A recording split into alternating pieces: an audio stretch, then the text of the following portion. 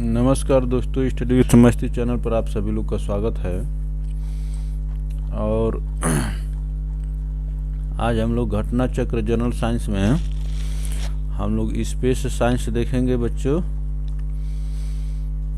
तो चलिए सबसे पहले वीडियो शेयर कर देते हैं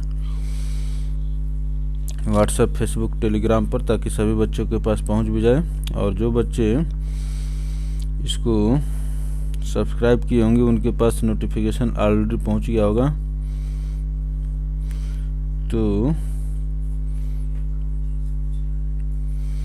आप लोग के सामने ये पहला प्रश्न है, इस प्रश्न का उत्तर दीजिए आप लोग कमेंट बॉक्स में शेयर करके।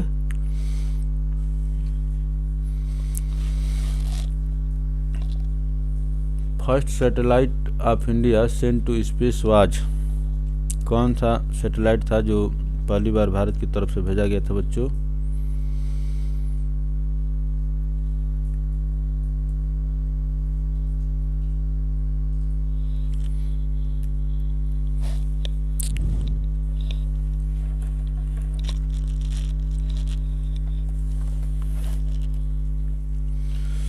तो इसका बताइए जल्दी जल्दी कमेंट बॉक्स में, इसका उत्तर दीजिए आप लोग।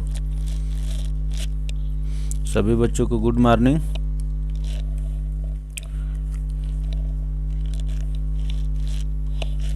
First satellite of India sent to space was, कौन सा बच्चों? चलिए हम लोग जल्दी से बताते हैं। आर्यभट्ट था। आर्यभट्ट, ये आप जो ऑप्शन सी में दिया हुआ है, ये भारत की तरफ से पहला सैटेलाइट था जो भेजा गया था बच्चों। देख रहे हैं ये प्रश्न कितना महत्वपूर्ण है। अभी इतना ही नहीं, आगे भी आपको बहुत बार पूछने मिलेगा बच्चों। तो ये यूपी लोअर सबऑर्डिनेट 2009 में पूछा गया, एमपी पीसीएस में पूछा गया है, और यूपी पीसीएस के मेंस में भी पूछा गया है प्रश्न बच्चों, ठीक है ना। तो चलिए थोड़ा सा डिस्क्रिप्शन देख लेते हैं और अपनी जानकारी बढ़ाते हैं। Aryabhatta was first satellite launched by India. It was named after the great Indian astronomer. The same name. Aryabhat weighed 360 kg and was launched by Soviet Union on April 1975 from Kapustin Yar using a Cosmos 3M launch vehicle, ठीक है ना बच्चों। तो इसको बच्चों आप याद रखेंगे कि ये कब छोड़ा गया था बच्चों? अप्रैल 1975, 19 अप्रैल 1975 को छोड़ा गया था। कहाँ से? फ्राम कपुस्तिन यार। कपुस्तिन यार जो है एक रसिया में जगह का नाम है बच्चों, और रसिया के द्वारा छोड़ा गया था बच्चों। माने ये भारत का था लेकिन रसिया के सहयोग से छोड़ा गया था, ठीक है ना। यूजिंग ए कॉस्मोस 3M लॉन्च व्हीकल, ये अलग अलग प्रकार के लॉन्च व्हीकल होते हैं बच्चों। तो 3M लॉन्च व्हीकल के द्वारा छोड़ा गया था, और भारत के जो महान खगोलविद थे आर्यभट्ट, उन्हीं के नाम पर इसका नाम बच्चों आर्यभट्ट रखा गया था। चलिए देखिए क्वेश्चन नंबर 2 क्या कह रहा है बच्चों।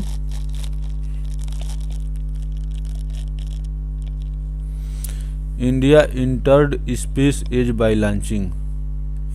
India entered space age by launching, Bharat जो है ब्रह्मांड में किसके लॉन्च करने के द्वारा प्रवेश किया था बच्चों? आर्यभट्ट। इस प्रश्न का उत्तर है बच्चों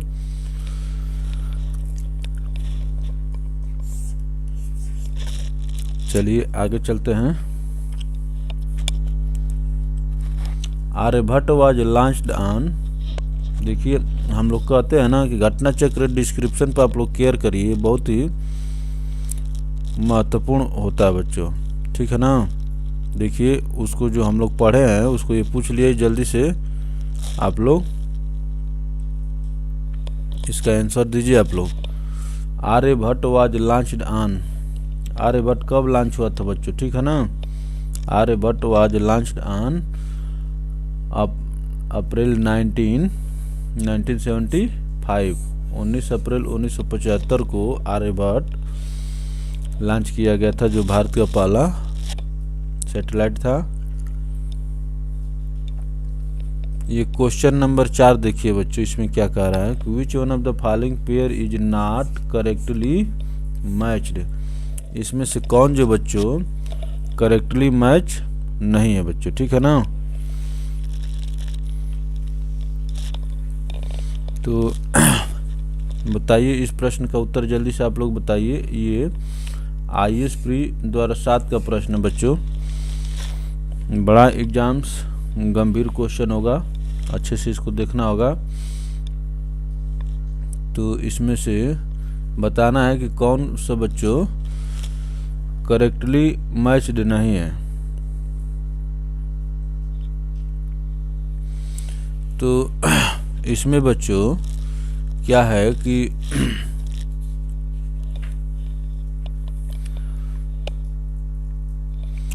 कोब जो था बच्चों, कोब ये सैटेलाइट प्रोग्राम था बच्चों, ठीक है ना। कोब कॉस्मिक बैकग्राउंड एक्सप्लोरर, ये जो कोब था सैटेलाइट प्रोग्राम था, ये सही है बच्चों। और फाल्कन जो था अंडरसी केबल सिस्टम है, ये भी सही है बच्चों। फाल्कन जो था बच्चों अंडर सी केबल सिस्टम, सी समुद्र के अंतर्गत केबल सिस्टम है बच्चों। और डिस्कवरी जो है बच्चों ये स्पेस शटल है। और अटलांटिस भी स्पेस शटल था बच्चों, जो कि जो ये स्पेस स्टेशन दिया है, इसी कारण ये क्या हो गया बच्चों, गलत हो गया। अटलांटिस, डिस्कवरी, ये सब जो बच्चों कोलंबिया, ये सब अमेरिका के द्वारा छोड़े गए स्पेस शटल थे बच्चों, ठीक है ना। तो ये जो अटलांटिस को स्पेस स्टेशन नाम दिए हैं, यही गलत है, ये स्पेस शटल होगा। तो जो गलत है वही आपका क्या होगा, सही उत्तर को, क्योंकि इसमें पूछा था कि which of the following is not correct, इसमें से कौन जो बच्चों करेक्ट नहीं है। चलिए तो देखिए थोड़ा सा डिस्क्रिप्शन देख लेते हैं। डिस्क्रिप्शन बहुत काम का होता है घटना चक्र का। Columbia, Challenger, Discovery and Atlantis operations of Columbia, Challenger, Discovery, Atlantis operations of all these space shuttles have now been closed by NASA, ठीक है ना। ये सभी क्या थे बच्चों, स्पेस शटल्स थे जो अब बंद हो गए हैं। It may be noted that the space shuttles may be launched like rocket revolves around the earth like satellite and again land on the earth like an aircraft बच्चों, ठीक है ना। स्पेस शटल क्या करते हैं कि जो आकाश में छोड़े जाते हैं और पृथ्वी की जैसे जो by the launch like rocket की तरह छोड़े जा सकते हैं। रिवाल्व अराउंड द अर्थ होता है बच्चों।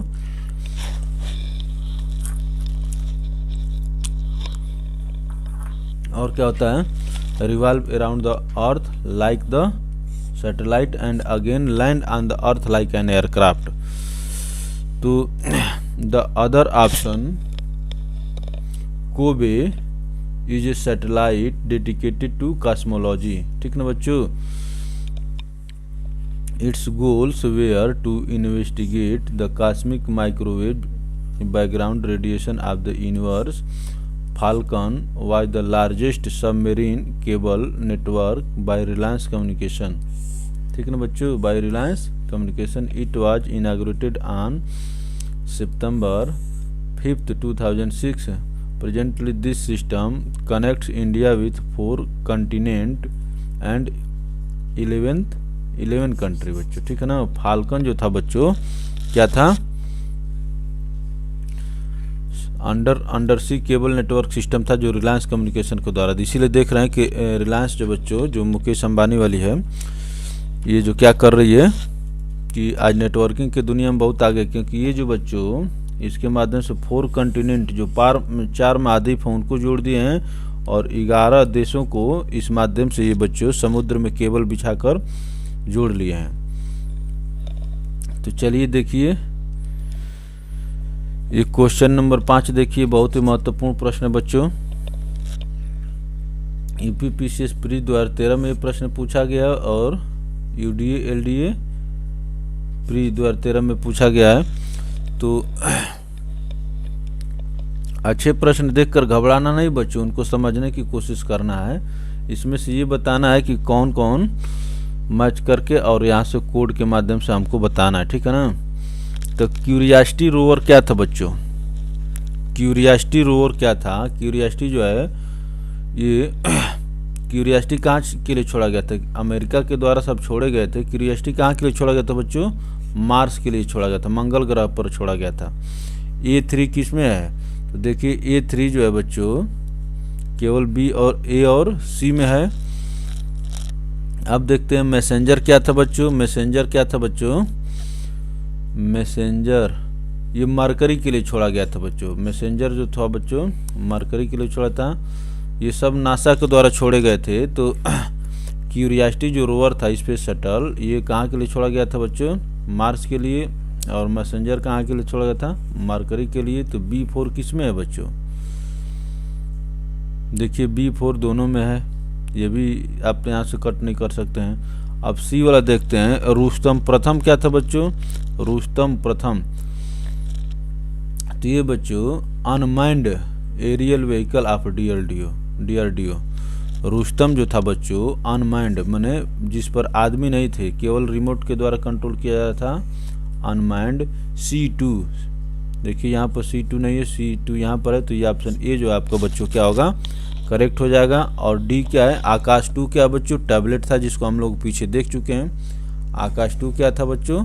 टैबलेट था। आकाश 1 जो बच्चों थोड़ा सा फेल हो गया था, इसलिए उसके जगह पर क्या आया? आकाश 2 आया। तो ये रहा बच्चों। तो क्यूरियोसिटी रोवर किसके लिए छोड़ा गया था? मार्स के लिए छोड़ा गया था, ठीक ना बच्चों। और मैसेंजर किसके लिए छोड़ा गया था? मरकरी के लिए छोड़ा गया था। और रुस्तम प्रथम क्या था? अनमाइंड एरियल व्हीकल ऑफ DRDO है बच्चों। और आकाश क्या है? एक टैबलेट है। तो चलिए आगे चलते हैं।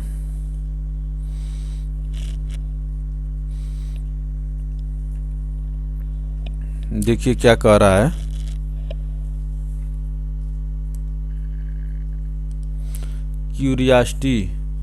Curiosity was a car sized robotic rover exploring Gale's crater on Mars as part of NASA's Mars science laboratory mission, ठीक ना बच्चों। क्यूरियोसिटी कहाँ के लिए था बच्चों? मार्स के लिए। It was launched from Cape Canaveral on November 26, 2011 में बच्चों, ठीक है ना। Cape Canaveral. तो क्यूरियोसिटी किसके लिए था बच्चों? मार्स के लिए था। अब हम लोग देखेंगे कि मैसेंजर किसके लिए है बच्चों, ठीक है ना। मैसेंजर किसके लिए है? तो मैसेंजर किसके लिए था बच्चों? हम लोग देखे थे मरकरी के लिए छोड़ा गया था बच्चों, ठीक है ना। और रुस्तम किसके लिए छोड़ा गया था? रुस्तम इज ए मीडियम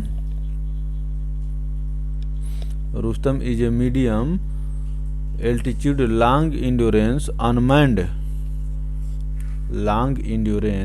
लंबे समय तक जैसे उसमें एक्टिव मोड में रहने वाला combat aircraft air vehicle being developed by DRDO research.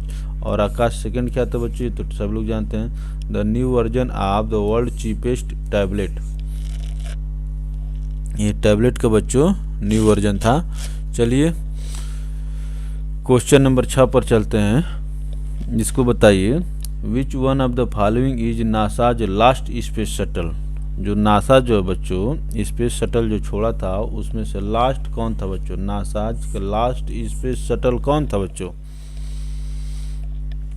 ये बहुत ही अच्छे प्रश्न है बच्चों। तो मैं आपको बताया था कि कोलंबिया, डिस्कवरी, अटलांटिस ये सब जो बच्चों नासा के स्पेस शटल्स थे, लेकिन इसमें से लास्ट कौन था? तो अटलांटिस जो था बच्चों सबसे लास्ट था। चलिए आइए देखते हैं। Atlantis was the last and final space shuttle of NASA. It was launched on July 8, 2011 and landed on July, तो 8 जुलाई को ये उड़ा था और 21 जुलाई को लैंड कर गया, आ गया। Columbia space shuttle was disintegrated during reentry in earth atmosphere on 2003। Last mission of Discovery space shuttle was held between the Endeavour was launched for its last space mission and it successful landed on Earth। तो ये बच्चों देख रहे हैं कि 2003 और 11 के आसपास ही ये सब कुछ लॉन्च किए गए हैं। तो इसमें से मेरे याद करने के लायक था, हम लोग जो यहाँ पे अभी देखने लायक था बच्चों, कहने का मतलब कि अटलांटिस जो था बच्चों, जो 2011 में लॉन्च किया गया था, ये सबसे लास्ट स्पेस शटल था नासा के द्वारा। चलिए देखिए, ये एक और अच्छा प्रश्न आपके सामने IAS प्री 2014 का प्रश्न है बच्चों। तो क्या कह रहा है इसमें कि which of the following pair is are correctly matched. आपको ये बताना है बच्चों कि करेक्टली मैच कौन सा है, स्पेसक्राफ्ट और पर्पज। तो इसमें देखना है कि जल्दी से इस प्रश्न का उत्तर आप लोग बताइए।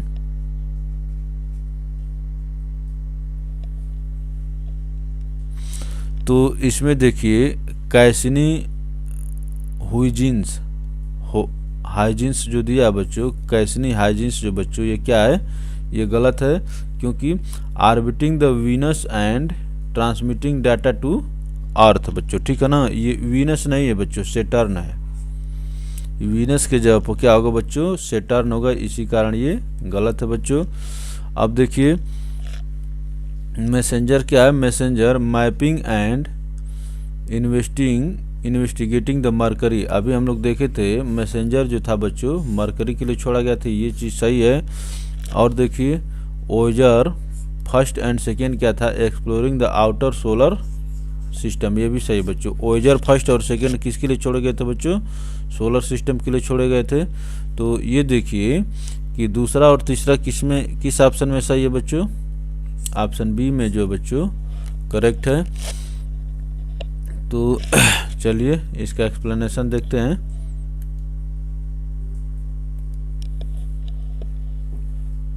Cassini Huygens is an unmanned aircraft sent to the planet Saturn बच्चों, ठीक है ना। ये सेटर्न के लिए छोड़ा गया था। So clearly pair 1 is not correctly matched. Messenger was NASA's robotic spacecraft which orbited the planet Mercury between 2011 and 2015 बच्चों। मैसेंजर जो किसके लिए छोड़ा गया था बच्चों, मरकरी के लिए छोड़ा गया था। The Voyager program is a continuing American scientific program that employ two space probes, Voyager first and Voyager second, to study the outer solar system, ठीक है ना बच्चों, क्लियरली। तो वोयेजर जो क्या था बच्चों, सोलर सिस्टम का अध्ययन करने के लिए भेजा गया था। चलिए तो आगे बढ़ते हैं, देखते हैं। NASA's Cassini spacecraft is on mission for which planet. Cassini किसके था बच्चों, CS था, सैटर्न के लिए था बच्चों, ठीक ना बच्चों। तो नासा का जो कैसिनी स्पेसक्राफ्ट मिशन था बच्चों किसके लिए छोड़ा गया था, सैटर्न शनि ग्रह के लिए छोड़ा गया था। तो उत्तराखंड PCS प्री 2016 का ये प्रश्न है बच्चों। आइए देखते हैं आगे। What is the purpose of evolve laser interferometer space antenna eLISA project. ELISA एक प्रोजेक्ट लॉन्च किया गया था बच्चों, इसका पर्पज क्या था, जल्दी से आप लोग इसको अपने कमेंट बॉक्स में उत्तर को बताइए बच्चों। एलिसा प्रोजेक्ट जो बच्चों किस चीज से संबंधित था। एलिसा प्रोजेक्ट जो भारत सरकार के द्वारा शुरू किया गया था, देख रहे हैं ये अच्छे एग्जाम्स में पूछा गया है, IAS 2017 में ये प्रश्न पूछा गया है। तो एलिसा प्रोजेक्ट क्या था बच्चों? To detect gravitational waves, to detect gravitational waves, इसके लिए ग्रेविटेशनल वेव को डिटेक्ट करने के लिए बच्चों एलिसा प्रोजेक्ट लॉन्च किया गया था। और एलिसा का फुल फॉर्म आप देख लीजिएगा, evolve laser interferometer space antenna, ये एलिसा का फुल फॉर्म था, पूरा रूप है। ELISA is a spectacular plan of setting into space 3 spacecraft, a mother and two daughter spacecrafts, which will fly in triangular formation, trailing the Earth in its orbit around the Sun at a distance of over 50 million kilometers. ELISA is aimed to measure gravitational waves in the frequency range from, तो ये बच्चों Elisa जो था बच्चों gravitational waves को major करने के लिए छोड़ा गया था। इसके अंतर कितने स्पेसक्राफ्ट छोड़े गए थे? 3, 1 मदर एंड 2 डॉटर। चलिए, gravitational waves were seen for first time, gravitational wave जो बच्चों पहली बार कब देखे गए थे? फर्स्ट टाइम इन सितंबर 2015 में बच्चों, ठीक है ना। ग्रेविटेशनल वेव जो are seen for the first time in सितंबर 2015। तो चलिए आगे चलते हैं बच्चों। इसका जो है, अच्छा चलिए क्वेश्चन नंबर 111 पर चलते हैं, 11 पर चलते हैं। देख लीजिएगा, ये अच्छे से सोच समझ कर इस प्रश्न का उत्तर दीजिएगा। क्या कह रहा है कि which of the following is are cited by the scientist as evidences for the continued expansion of the universe, continued expansion of the universe. Universe का बच्चों लगातार विस्तार हो रहा है, इसके लिए क्या क्या कारण दिए गए हैं बच्चों? Continued expansion of the universe, universe का लगातार विस्तार हो रहा है, इसके पीछे वैज्ञानिकों का क्या क्या कारण है, तर्क है, इसके पीछे कौन कौन सा तर्क है बच्चों, ठीक है ना। तो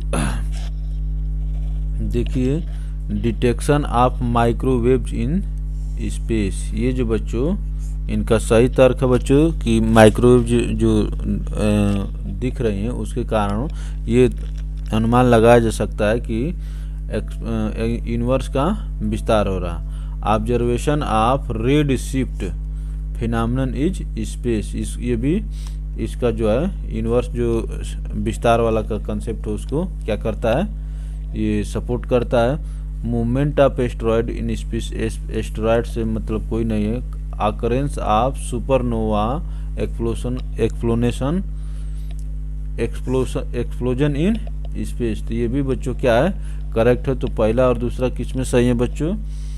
ऑप्शन ए में सही है। यही आपसे पूछा था कि करेक्ट आंसर बताइए, तो कहने का मतलब कि ब्रह्मांड का विस्तार हो रहा है, जिसे वैज्ञानिक कह रहे हैं कि ब्रह्मांड का विस्तार हो रहा है, इसके पीछे उनका क्या तर्क है? तो detection of microwave in space, ये जो चीज़ है बच्चों, थोड़ा सा इसको एक और कलर से, दूसरे कलर से ले लेते हैं हम। Detection of microwave in space और रेड शिफ्ट बच्चों, ऑब्जर्वेशन और red shift phenomena in space, ये दो फिनोमेना है बच्चों, इसके कारण इस तर्क के आधार पर वैज्ञानिक कह रहे हैं कि continued expansion of universe, universe का बच्चों लगातार क्या हो रहा है, विस्तार हो रहा है। तो चलिए देखते हैं, detection of microwave in space and observation of red shift phenomena in space are cited by the scientist as evidence for the continued expansion of the universe. In 1998, two research teams presented their findings, first headed by Samuel, and both of these teams explored that universe which just came after the event of Big Bang, that is expanding continuously. These two research teams found that over 50 distant supernova whose lights became more weaker than expected is the sign that expansion of universe is accelerating. ठीक ना बच्चों? For their vast contribution in physics, the Royal Swedish Academy of Science has decided to award them the Nobel Prize in Physics for 2011 बच्चों। तो ये बहुत बड़ी बात थी बच्चों कि आप ये बताएं कि भाई किसका ब्रह्मांड का विस्तार हो रहा है बच्चों। ठीक है ना? आप ब्रह्मांड को नाप तो सकते नहीं, जिसको आप नाप नहीं पा रहे हैं, पहुंच नहीं पा रहे हैं, वहाँ पर क्या हो रहा है आप ये बता रहे हैं कि ब्रह्मांड का विस्तार हो रहा है। तो ये बहुत बड़ा कंसेप्ट था, इसके लिए उन वैज्ञानिकों को क्या किया गया बच्चों? नोबेल पुरस्कार दिया गया। Consider the following phenomena. ठीक है ना बच्चों?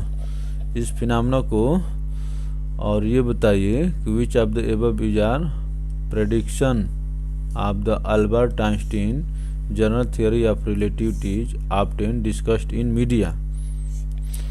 तो जनरल थियरी ऑफ रिलेटिविटी जो बच्चों हमारे आइंस्टीन साहब जो दिए थे उसके बारे में कौन कौन से प्रेडिक्शन हैं?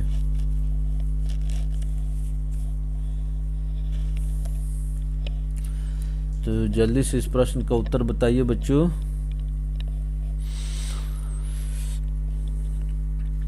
General theory of relativity Einstein ji जो बताए थे बच्चों, तो देखिए क्या कह रहा है कि light is affected by gravity. ये जो बच्चों एकदम सही है, प्रकाश जो बच्चों ग्रेविटी से क्या होता है? प्रभावित होता है। The universe is constantly expanding, ये भी जो आइंस्टीन साहब बताए थे उस प्रश्न उससे ये जुड़ा हुआ है। Universe is constantly expanding, matter warps its surrounding space time. ठीक है ना बच्चों? Matter warps its surrounding space time, ये भी क्या है बच्चों? ये भी सही है। आइंस्टीन का जो जनरल थियरी ऑफ रिलेटिविटी था बच्चों, उसके कंसेप्ट संदर्भ में ये तीनों जो है बच्चों सही है और सही है। तो कौन सा आपका आंसर होगा बच्चों? किसमें तीनों दिया हुआ है? ऑप्शन डी आपका करेक्ट आंसर होगा। चलिए देखिए क्या कहते हैं। When light travels near a huge celestial body और black hole, it bends toward the celestial body. As per the prediction of the Albert Einstein, the astronomers have found that the universe is expanding continuously and a heavenly body with huge mass tends to bend, warp the space-time. ठीक ना बच्चों? tends to bend कहिए या warp कहिए the space time. This is known as warping of space time. This is why light seems to bend when it passes near a star or black hole. ठीक है ना बच्चों? तो जो Einstein के जो जनरल थियरी ऑफ रिलेटिविटी था एक बहुत महत्वपूर्ण सिद्धांत था बच्चों, और उसे ये 3 कंसेप्ट निकल कर आए थे बच्चों। The Tim Peake is known as which of the following. Tim Peake जो नाम है बच्चों, ये नाम है Tim Peake is known as which of the following. ये 2015 में चर्चा में थे बच्चों।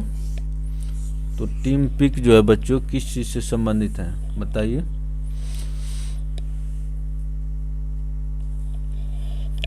तो टिम पीक जो बच्चों एक ब्रिटिश एस्ट्रोनॉट है।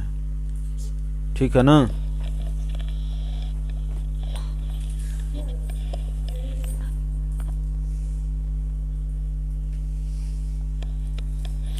टिम पीक जो है बच्चों एक ब्रिटिश एस्ट्रोनॉट है। ठीक है ना? तो चलिए आगे चलते हैं। Tim Peake is a European space agency astronaut of British nationality and a former international space station crew member. Crew member का मतलब कि जो चलाते हैं उनको क्रू मेंबर कहते हैं। Tim has a background as a test pilot and a British army air corps officer बच्चों, ठीक है ना। तो ये बहुत महत्वपूर्ण प्रश्न तो नहीं था, लेकिन जो आया उसको देखना है। तो टिम पीक जो बच्चों, अब देखिए इसको बताइए। क्वेश्चन नंबर 14 को बच्चों IAS प्री 2003 में पूछा गया है। देखते हैं कि कुछ हमारे काम लायक है इसमें कि नहीं। तो कंसिडर द फॉलोइंग इंडिया, क्या बताना है, करेक्ट आपको बताना है। इसमें इन दोनों में से कौन सा बच्चों करेक्ट होगा ये आपको बताना है। तो India launched its first full fledged meteorological satellite MetSat in सितंबर 2002। मेडसैट बच्चों आप याद रखिएगा कब लॉन्च किया गया था बच्चों, 2002 में लॉन्च किया गया था। ये चीज़ एकदम सही है। For the first time space vehicle PSLV C4 carried A payload of more than 1000 kg into A geosynchronous orbit. ये भी जो बच्चों क्या था बच्चों, सही था। तो इसमें जो है बच्चों 1 and 2 बोथ आर करेक्ट। तो इस बोथ कौन से में करेक्ट है बच्चों, ऑप्शन सी में बोथ आर करेक्ट। चलिए तो यहाँ पर क्या कह रहा है, इंडिया आज first full fledged meteorological satellite was launched on September 2002। First time the space vehicle PSLV C4 has entered into geosynchronous orbit with having more than 1000 kg payload known as MEDSAT-1. MEDSAT-1 was renamed Kalpana Pratham to honor the late Indian born astronaut Kalpana Chawla बच्चों। MEDSAT-1 का नाम जो बच्चों कल्पना प्रथम रख दिया गया, किसको सम्मानित करने के लिए, Indian born astronaut Kalpana Chawla को बच्चों।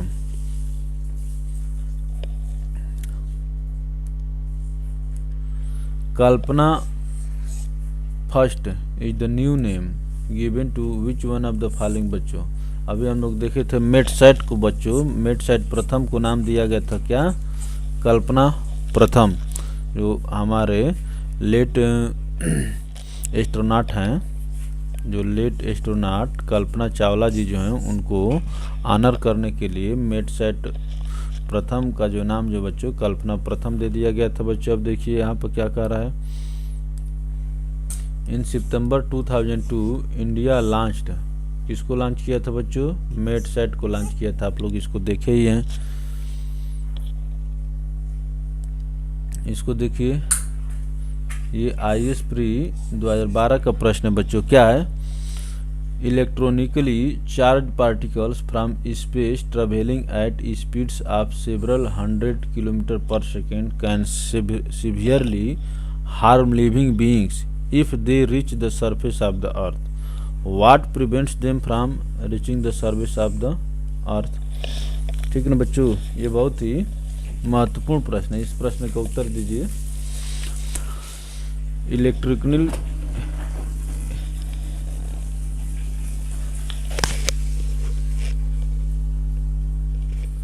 Electrically charge particles from space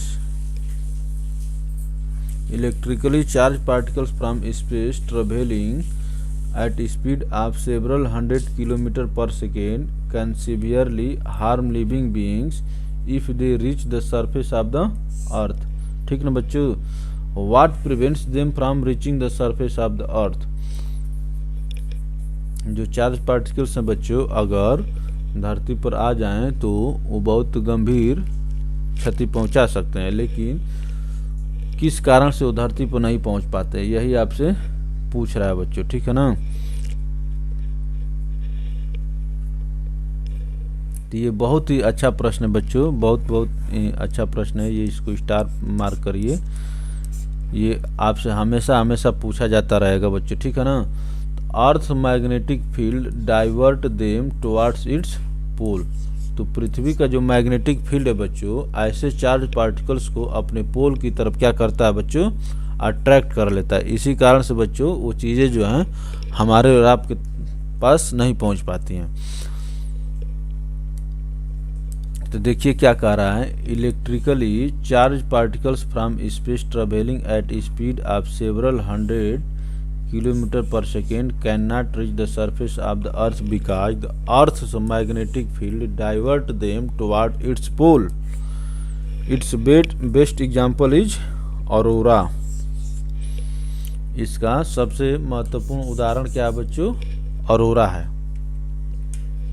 देखिए वीडियो को लाइक करके शेयर कर दी ताकि आपके ज़्यादा से ज़्यादा मित्रों तक पहुंच सके, और सब्सक्राइब करके बगल में दिए घंटी के आइकन को प्रेस कर दीजिए ताकि इससे आपको अपडेट होते रहें और नोटिफिकेशन मिलता है। देखिए बच्चों, कोई भी दुनिया में विदाउट सेल्फ नहीं है, बिना स्वार्थ का नहीं है।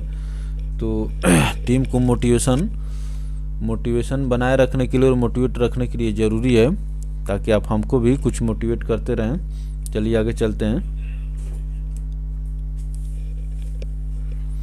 IAS प्री 2005 का प्रश्न है बच्चों, इसको देखिए क्या कह रहा है बच्चों। इस प्रश्न का उत्तर आप लोग जल्दी से दीजिए।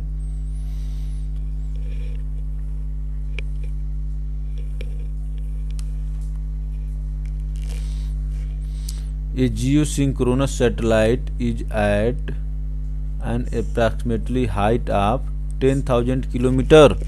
नहीं बच्चों, 10,000 नहीं होता, कितना होता है बच्चों, 63,000 होता है बच्चों। 63,000 किलोमीटर बच्चों पर जो सैटेलाइट उड़ते हैं उनको क्या कहते हैं, जियो सिंक्रोनस सैटेलाइट कहते हैं। तो इसलिए ये गलत हो गया क्योंकि 10,000 दिया हुआ था। अब देखिए दूसरा क्या कह रहा है कि FM transmission of music is of very good quality because the atmospheric or man made noise which are generally frequency variation can do little harm. ठीक ना बच्चों, तो ये बच्चों ये सही है बच्चों। FM transmission of music is of very good quality because atmospheric or man made noise which are generally frequency variations can do little harm. तो ये जो बच्चों FM जो ट्रांसमिशन है उसको कम नुकसान पहुंचाते हैं, तो ये वाला चीज़ सही है। और ये वाला गलती है था कि बच्चों जियो सिंक्रोनस सैटेलाइट जो बच्चों 36,000 किलोमीटर ऊपर क्या करते हैं, ट्रेवल करते हैं। तो ये क्वेश्चन दूसरा वाला सही है, तो ओनली 2 इज करेक्ट बच्चों, केवल ये ऑप्शन बी वाला सही होगा। चलिए आगे चलते हैं, देखिए क्या दिया है। Geostationary or communication satellite is located in space about 36,000 km above the equator. A single geosynchronous satellite is on a line of sight with about 40% of the Earth's surface. ठीक ना बच्चों, 3 such satellite each separated by 120 degree of longitude can provide coverage of the entire planet. A major advantage of FM frequency modulation. देखिए बच्चे ये भी पूछा जाता है, बच्चों आपसे फिजिक्स में पूछा गया था FM में क्या होता है बच्चों, फ्रीक्वेंसी मॉड्यूलेशन होता है। In a communication system is the possibility of improved signal to noise ratio compare to AM amplitude modulation. Additional techniques such as pre-emphasis of higher audio frequencies with corresponding to receive general is to improve the overall SNR FM since FM signals have constant amplitude. ठीक ना बच्चों, FM receivers normally have limiters that remove AM noise further improving SNR बच्चों। ठीक है, तो इसको जो बच्चों हमको इसलिए देखना जरूरी है ताकि हम यहाँ से कुछ नया चीज़ सीख सकें बच्चों। ठीक है ना, तो चलिए आगे चलते हैं।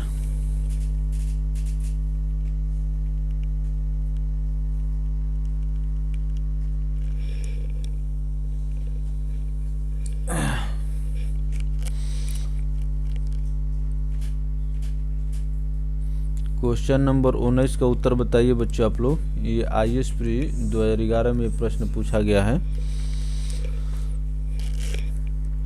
क्या कह रहा है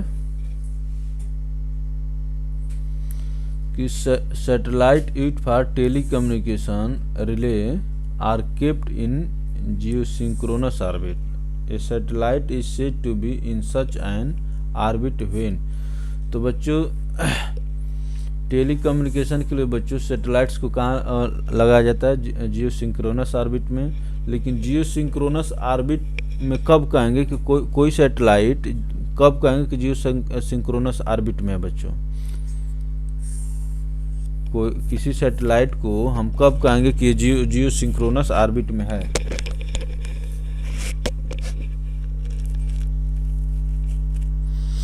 तो इसको बताइए बच्चों क्या होगा। तो देखिए इसमें ऑर्बिट इज जियोसिंक्रोनस, ये भी सही है। ऑर्बिट इज सर्कुलर, ये भी सही है।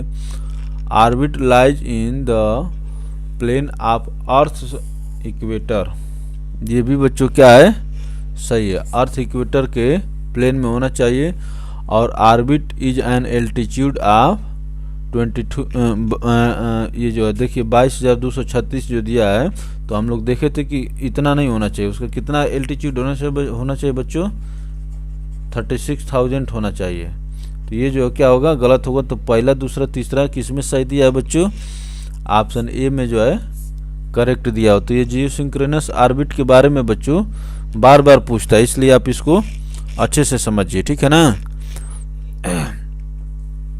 तो देखिए क्या कह रहा है, ये geosynchronous orbit is a circular orbit, ठीक है ना, इतने किलोमीटर।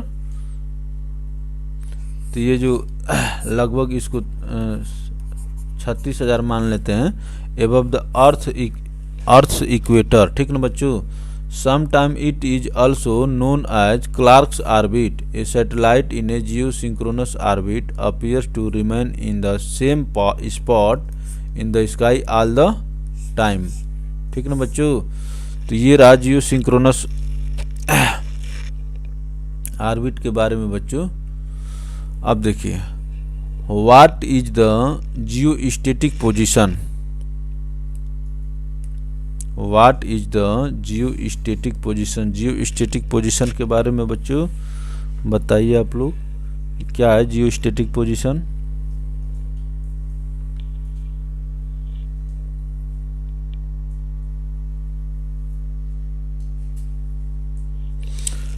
क्वेश्चन नंबर 20 का उत्तर आप लोग जल्दी से बताइए बच्चों, ठीक है ना। ये यूपीपीसीएस मेंस 2005 का प्रश्न है।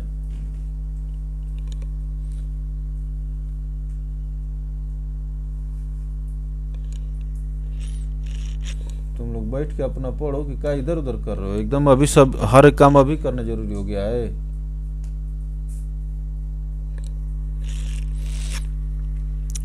ठीक है बच्चों, ये थोड़े छोटे छोटे बच्चे हैं जो चहलकदमी मचा रहे हैं घर पर, इनको थोड़ा सा मान ली कि बच्चे हैं, शैतानी तो करते ही हैं। तो ये देखिए क्या कह रहा है कि what is the geostatic position? Geostatic position किसको कहते हैं बच्चों? बहुत ही महत्वपूर्ण प्रश्न, वेरी वेरी इंपॉर्टेंट प्रश्न बच्चे। VVI, ये VIP नहीं है लेकिन VVI तो जरूर है बच्चे, ठीक है ना। तो इसमें देखिए, when the object move around the earth with the velocity commensurate with the velocity of earth such that it maintain the fixed position in relation to some place on the earth।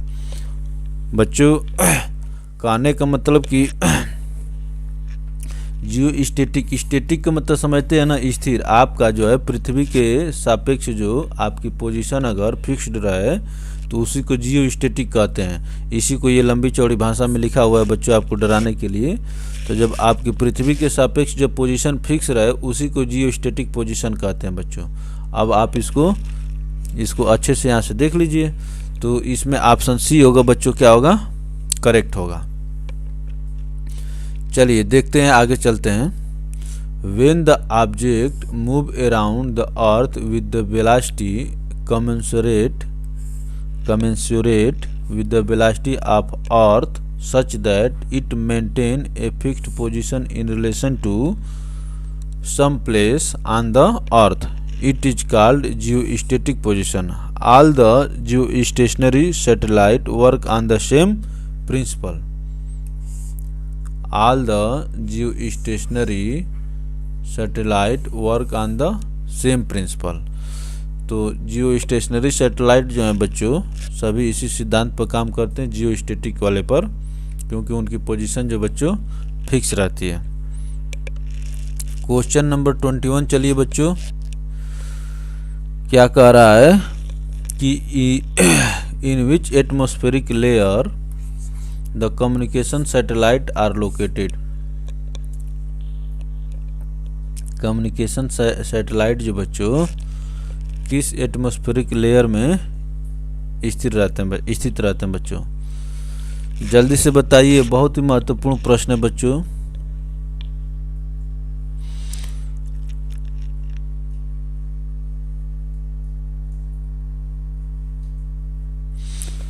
तो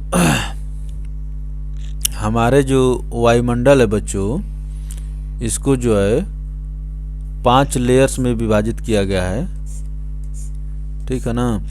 5 layers में विभाजित किया गया है, जिसमें पहली layer जो है बच्चों क्या है, ट्रोपोस्फीयर है, और दूसरी क्या है, स्ट्रेटोस्फीयर है, और तीसरी क्या है बच्चों, मेसोस्फीयर है, और चौथी क्या है बच्चों, आयनोस्फीयर है, और पांचवी क्या है बच्चों, एक्सोस्फीयर है,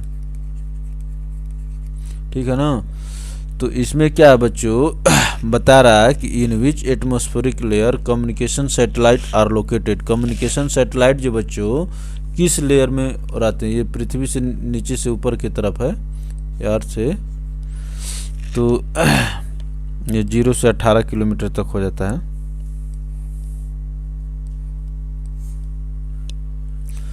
तो कहने का मतलब बताइए बच्चों, ये जो बच्चों कम्युनिकेशन सैटेलाइट जो किस इस पे उसमें लेयर में लोकेट रहते हैं बच्चों, तो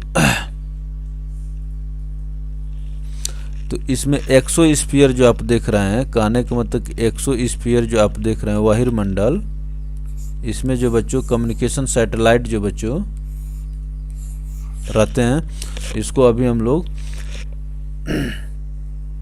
देखते हैं, अच्छे से देखिए। तो क्या कह रहा है कि Patterson divided the atmosphere into 5 layer, ठीक ना बच्चों। ट्रोपोस्फीयर्स 0 से 18 किलोमीटर तक बच्चों, स्ट्रेटोस्फीयर्स 18 से 30, मेसोस्फीयर्स, आयनोस्फीयर्स, एक्सोस्फीयर्स 400 kilometers and above. The air in the exosphere is extremely thin in many ways. It is almost the same as the airless void of the outer space, and in this communication satellite are located. ठीक ना बच्चों, communication satellite are located, क्योंकि वहाँ पर बच्चों क्या होती है, लगभग वो निर्वात की तरह काम करती है। तो चलिए चलते हैं। ये जियो स्टेशनरी सैटेलाइट है जो पीरियड ऑफ, एक जियो स्टेशनरी सैटेलाइट का बच्चों पीरियड कितना होता है बच्चों, तो वही बच्चों पृथ्वी पर जितने दिन का दिन और रात होता है, पृथ्वी के पर दिन और रात मिलकर कितने दिन का होता है बच्चों, 24 घंटे का होता है। तो एक जियो स्टेशनरी सैटेलाइट जो है बच्चों, उसका पीरियड कितना होता है, 24 घंटा होता है। ये यूपीपीसीएस मेंस 2010 के प्रश्न है बच्चों। क्या कह रहा है, the geostationary satellite has the same orbit period as the earth rotation period, ठीक है ना बच्चों, that is 24 hours. Geostationary satellite has a same orbit period as the earth rotation period, ठीक ना बच्चों। तो इसको आप समझ रहे हैं, सेम ऑर्बिट पीरियड, ऑर्बिट समझ रहे ना, इस ऑर्बिट में इस तरह से इसको ऑर्बिट पीरियड कहते हैं, same orbit period as the earth rotation period, ठीक है ना बच्चों, 24 आवर्स। तो पृथ्वी अपने अक्ष पर कितना इस तरह से घूमते घूमते रखती है बच्चों, 24 आवर्स, ठीक है ना। इसको तो आप पृथ्वी का ऑर्बिटल पीरियड कितना होता है, 365 डेज होता है बच्चों। तो इसको जो बच्चों चलिए क्वेश्चन नंबर 26 पर चलते हैं। विच of the following diagram represents the most accurate part of geostationary satellite in space. Jio stationery satellite in space कौन सबसे जो बच्चों बढ़िया से प्रदर्शित कर रहा है। तो इसमें जो है बच्चों, विच of the following diagram represents the most accurate part of geostationary satellite in space. तो इसमें जो बच्चों पाथ कैसा होता है, सर्कुलर होता है, सर्कुलर होता है। तो सर्कुलर कौन है बच्चों, ये सर्कुलर है, सर्कुलर नहीं है, ये सर्कुलर है, ये भी सर्कुलर नहीं है, ठीक है ना बच्चों। और सर्कुलर तो है लेकिन ये पोजीशन दर्शा दिया है कि इस तरह से होना चाहिए, ये भी नहीं है। तो इसमें बच्चों ऑप्शन क्या होगा आपका, ऑप्शन ए जो होगा करेक्ट होगा। जियो स्टेशनरी सैटेलाइट का पाथ कैसा होता है बच्चों, सर्कुलर होता है। तो चलिए आगे देखते हैं। Geostationary satellite has a circular path, therefore option A represents the most accurate path of geostationary satellite in कहाँ पर बच्चों, स्पेस। चलिए आगे चलते हैं। NASA US space agency, NASA जो है यूएस स्पेस एजेंसी है, launch a telescope named Kepler to find. Kepler जो किसके लिए छोड़ा गया है बच्चों, नासा के द्वारा जो केपलर छोड़ा गया बच्चों,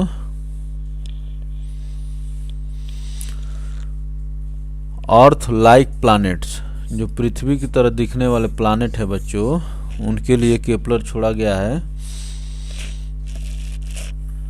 तो देखिए क्या कह रहा है, Kepler is a space observatory launched by NASA to discover earth like planet orbiting other stars, ठीक ना बच्चों। It was launched in 2009। Initial planned lifetime for this was 3.3 years, but it was expanded after 9 years of operation. NASA announced its retirement on। तो जो Kepler था बच्चों, ये अर्थ like planet की खोज में था बच्चों, जो ऐसे प्लैनेट जो सूर्य दूसरे सूर्य स्टार्स क्या होते हैं बच्चों, जो खुद लाइट का सोर्स होते हैं बच्चों। तो केपलर का जो बच्चों 2009 में केपलर छोड़ा गया था बच्चों, ठीक है ना। 2009 में केपलर छोड़ा गया और 2018 तक रहा। इसको शुरू में कहा गया था कि 3.5 ईयर्स तक काम करेगा, लेकिन ये जो बच्चों काम किया कितने वर्ष तक, 9 ईयर्स तक। तो चलिए देखिए ये 26 नंबर क्वेश्चन क्या कह रहा है बच्चों। 26 नंबर क्वेश्चन क्या कह रहा है बच्चों,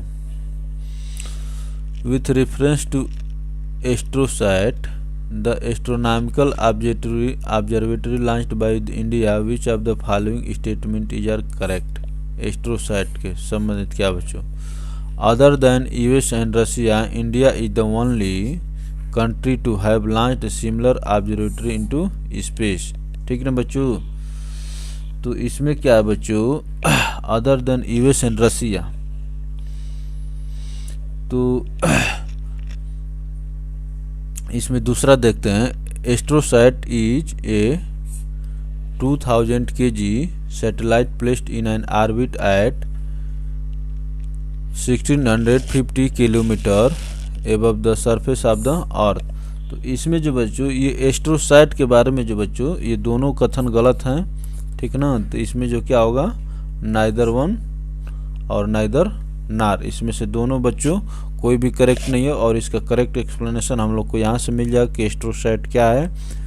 तो देखिए, AstroSat is India's first dedicated multi wavelength space observatory, ठीक ना बच्चों।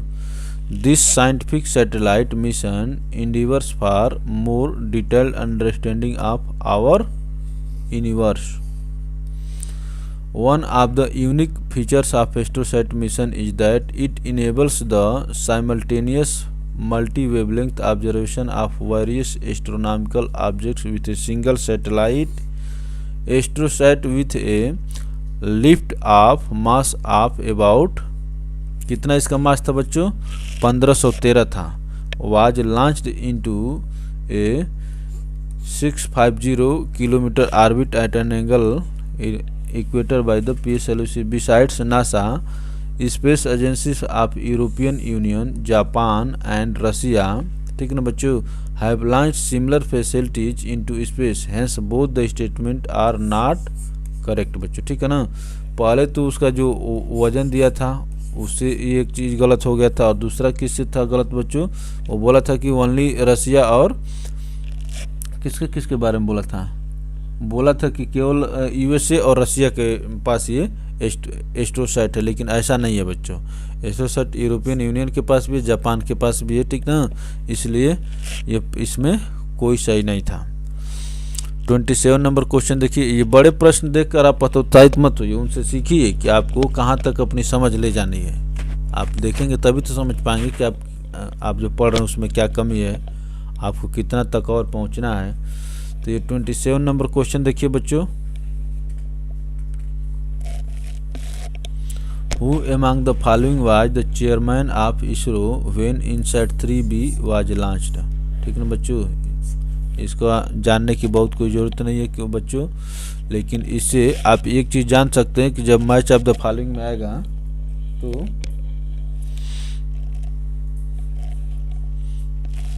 के कस्तूरी रंगन जो बच्चों इसरो के क्या थे बच्चों, चेयरमैन थे उस समय।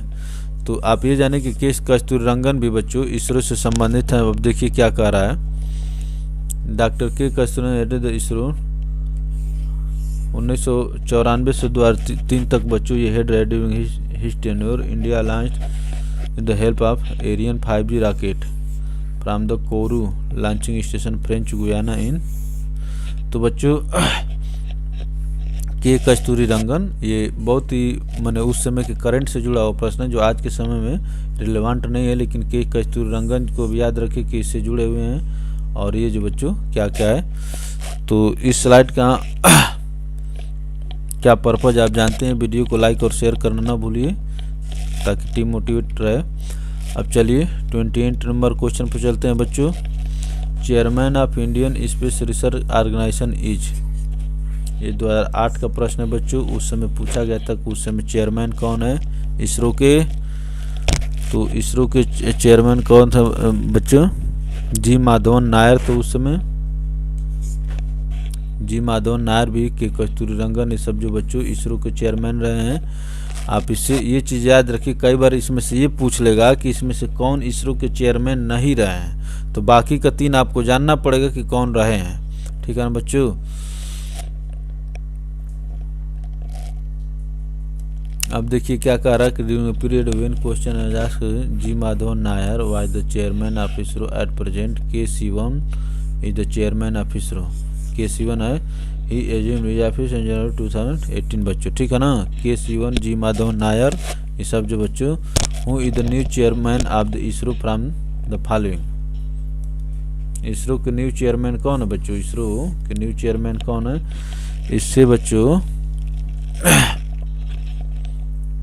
ए एस किरण कुमार है बच्चों। ये भी बहुत महत्वपूर्ण प्रश्न है ये। ए एस किरण कुमार क्या है बच्चों, इसरो के नए चेयरमैन हैं। तो अब देखिए यहाँ पर फर्स्ट चेयरमैन ऑफ इसरो आज डॉक्टर विक्रम साराभाई। ये है इस बुक की खासियत। आपको बता दिया कि इसरो के पहले चेयरमैन कौन थे बच्चों, डॉक्टर विक्रम साराभाई। तो इसको आप समझिए कि फर्स्ट चेयरमैन ऑफ इसरो आज डॉक्टर विक्रम साराभाई। चलिए 30 नंबर क्वेश्चन पर चलते हैं। कथन और कारण है इसमें बच्चों, ठीक है ना। तो इसमें बताना होगा कि कौन कौन सा सही है। तो इसमें आप लोग जल्दी से अपना आंसर जो है कमेंट बॉक्स में दीजिए बच्चों।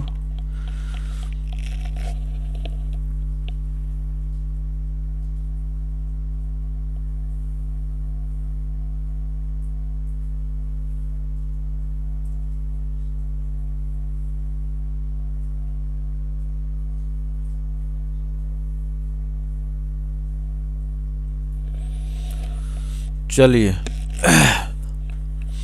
India's telecommunication has been linked to a satellite. India का टेलीकम्युनिकेशन बच्चों has link to a satellite. ये तो बात क्या है बच्चों, एकदम सही है, क्योंकि इंडिया का बाई टेलीकम्युनिकेशन जो है सैटेलाइट से लिंक हो गया बच्चों, ठीक है ना। अब देखिए India is preparing for star war. India जो है अभी कहाँ स्टार वार के बारे में कहाँ सोच रहा बच्चों, ठीक है ना। तो ये जो है गलत हो गया। तो इसमें क्या है, ए इज ट्रू और R is false. Option C होगा, क्या होगा बच्चों, करेक्ट होगा। देखिए क्या कह रहा, INSAT is a series of multipurpose geostationary satellite launched by ISRO to fulfil the needs in the field of telecommunication बच्चों, broadcasting, meteorology, etc. Thus assertion is true and R is false because India is not preparing for Star War। तो ये रहे 30 questions बच्चों, ठीक है ना। ये रहे 30 क्वेश्चंस और हम लोग देखते हैं आगे। तो आज हम लोग 30 क्वेश्चन ही रहने देते हैं बच्चों, ठीक है ना। फिर आगे के क्वेश्चंस जो हम लोग अगली स्लाइड में पढ़ेंगे। तो चलिए आज के लिए इतना ही, धन्यवाद। फिर मिलते हैं अगले सीरीज में।